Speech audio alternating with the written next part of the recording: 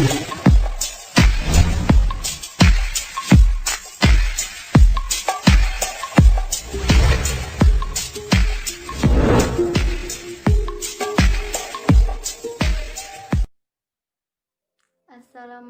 warahmatullahi wabarakatuh.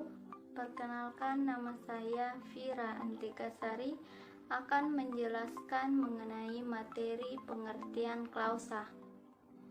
Dalam tata bahasa, klausa adalah sebuah kelompok kata yang terdiri atas subjek dan predikat.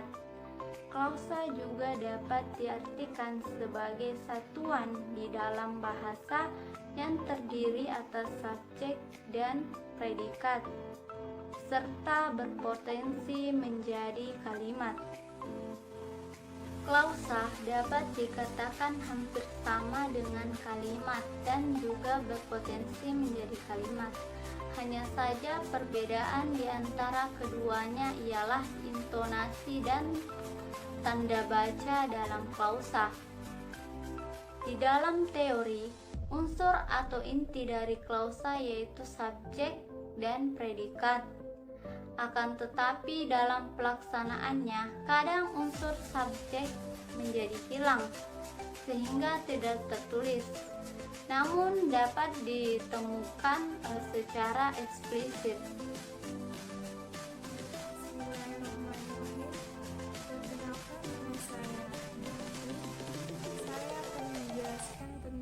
Ciri-ciri klausa. Klausa memiliki 3 ciri. Yang pertama, mempunyai subjek baik secara tertulis maupun tidak tertulis. Yang kedua, ada predikat. Yang ketiga, tidak mempunyai intonasi di dalamnya dan juga tidak berakhiri dengan kata. Assalamualaikum warahmatullahi wabarakatuh. Perkenalkan, nama saya Andi Nurul Asisah dari kelas 29D FIP UNM PGSD Kampus Bone.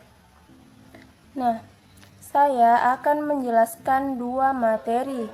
Yang pertama yaitu unsur-unsur klausa dan yang kedua yaitu jenis kelengkapan klausa berdasarkan unsurnya. Nah, materi yang pertama yaitu unsur-unsur klausa. Unsur-unsur klausa terbagi menjadi unsur inti dan bukan inti.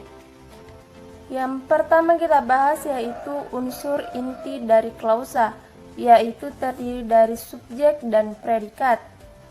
Subjek adalah bagian dari klausa yang merupakan bagian dari nomina yang menyatakan apa yang dibicarakan oleh pembicara. Sedangkan predikat adalah bagian dari klausa yang menandai apa yang dinyatakan oleh pembicara mengenai subjek tersebut. Contohnya Muhammad Ali petinju. Muhammad Ali adalah subjeknya, sedangkan predikatnya adalah petinju.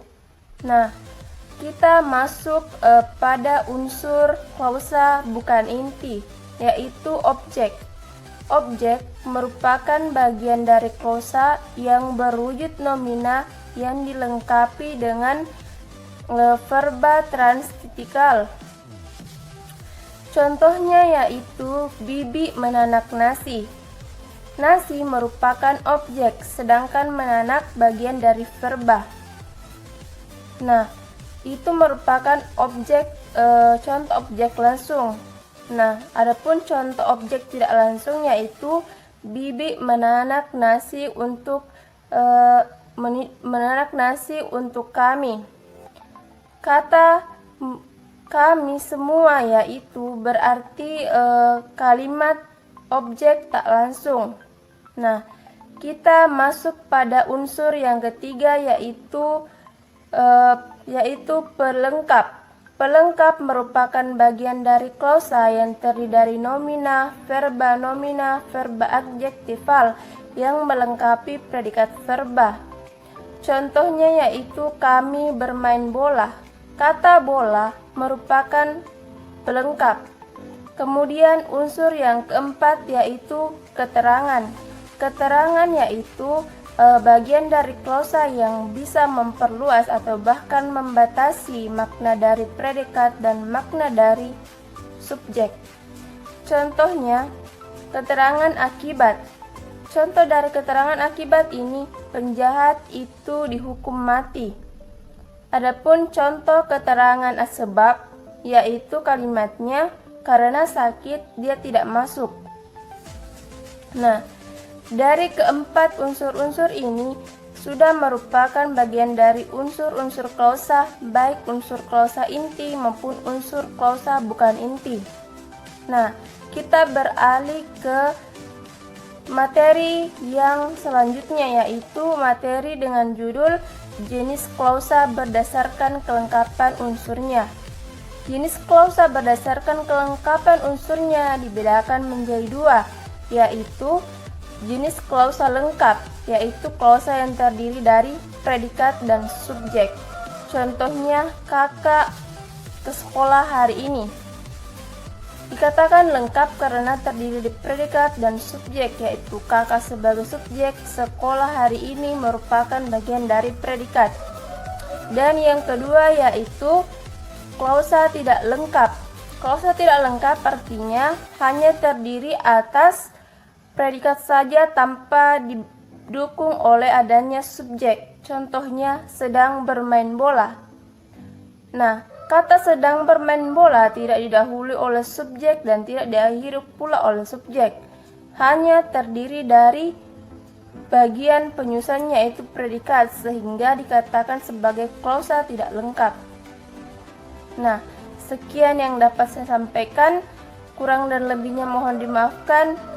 Wassalamualaikum warahmatullahi wabarakatuh. Assalamualaikum warahmatullahi wabarakatuh. Nama saya Anelisa. Saya akan membahas materi tentang jenis klausa berdasarkan strukturnya. Jenis klausa berdasarkan strukturnya terbagi menjadi dua klausa, yaitu klausa bebas dan klausa terikat. Klausa bebas adalah klausa yang memungkinkan potensinya untuk menjadi sebuah kalimat. Contohnya, aku harus pergi, kakak menangis, dan ibu marah. Yang kedua adalah klausa terikat. Klausa terikat adalah klausa yang tidak mempunyai potensi untuk menjadi sebuah kalimat meskipun huruf awalnya huruf besar atau kapital dan diakhiri oleh tanda baca. Contohnya, supaya mereka sadar, saya tertidur dan dekat kantor kecamatan. Assalamualaikum warahmatullahi wabarakatuh. Saya atas nama Fatmawati dari kelas 29D. Selanjutnya saya akan menjelaskan jenis klausa berdasarkan fungsinya.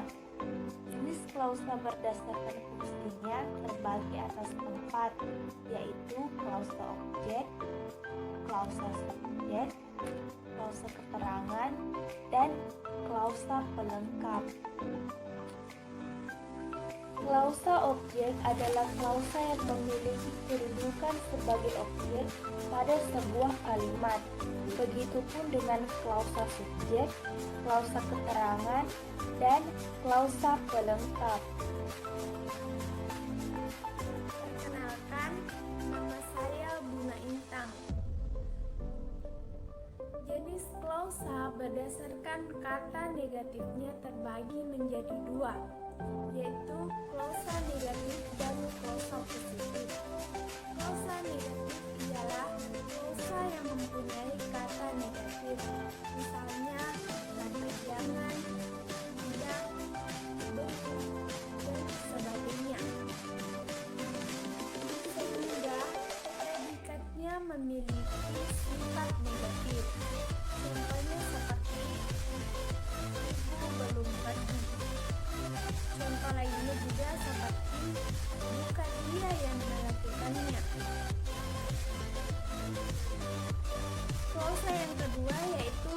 klausa positif. Klausa positif ialah klausa yang tidak mempunyai kata negatif, sehingga predikatnya memiliki sifat positif. Contohnya seperti kamu berhasil melakukannya. Contoh lainnya, kalian sudah menjadi anggota. Assalamualaikum warahmatullahi wabarakatuh. Perkenalkan, saya atas nama Astuti dari kelas 29D. Saya akan menjelaskan tentang jenis klausa berdasarkan fungsi predikatnya. Pertama, klausa verbal. Klausa verbal adalah klausa yang predikatnya berwujud kata kerja. Contohnya, dia berlari, paman membaca buku. Kedua, klausa nominal. Klausa nominal adalah klausa yang predikatnya berwujud kata benda. Contohnya, bibinya seorang guru. Andi seorang siswa SMK. Ketiga, klausa adjektival. Klausa adjektival adalah klausa yang predikatnya berwujud kata sifat. Contohnya, sepatunya sangat mahal. Dia rajin sekali. Keempat, klausa preposisional. Klausa preposisional adalah klausa yang predikatnya berwujud kata depan atau preposisi.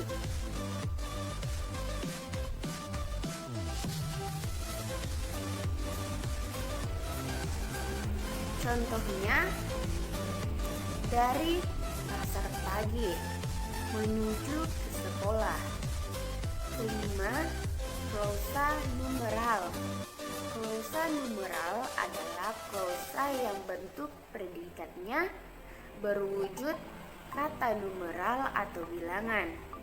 Contohnya 50 juta dan 3 kali sehari.